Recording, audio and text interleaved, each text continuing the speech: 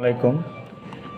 সম্প্রতি বাংলাদেশে গত ১ বছর ধরে বাংলাদেশের ফুটবলের জনপ্রিয়তা অনেক বেড়ে গেছে, যার মূল কেন্দ্রে আছে হামজা চৌধুরী, শামিদ সোম থেকে শুরু করে রিসেন্টলি যারা এসেছে তাদের মধ্যে জায়ান আহমেদ থেকে শুরু করে নতুন কিছু তরুণ প্রজন্মের খেলোয়াড় আসায় বাংলাদেশের ফুটবলের হাইপটা দিন দিন গত ১০ বছরের থেকে অনেক বেড়ে গেছে।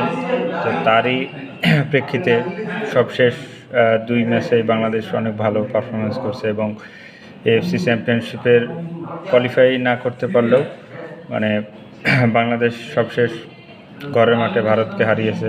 দীর্ঘ ২২ বছর পর এরকম একটা সাফল্য, ভারতের মতো একটা দলকে হারিয়েছে বাংলাদেশ, যার উন্মাদনা সারা দেশে ইতিমধ্যে ছড়িয়ে পড়েছে। আর হারানোর ২৪ ঘন্টা পরই বাংলাদেশ একটা সুখবর পেয়েছে, যেটা খুবই একটি গুরুত্বপূর্ণ বাংলাদেশের র্যাঙ্কিংয়ের জন্য। বাংলাদেশের ইতিহাসের ৯ বছরের ইতিহাসের মধ্যে বাংলাদেশ এখন র্যাঙ্কিংয়ে ১৮০তম। এর আগে ভারত ম্যাচের আগে তারা ছিল ১৮৮তম র্যাঙ্কিংয়ে।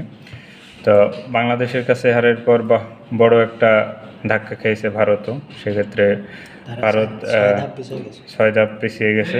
তারা ১৩৬ থেকে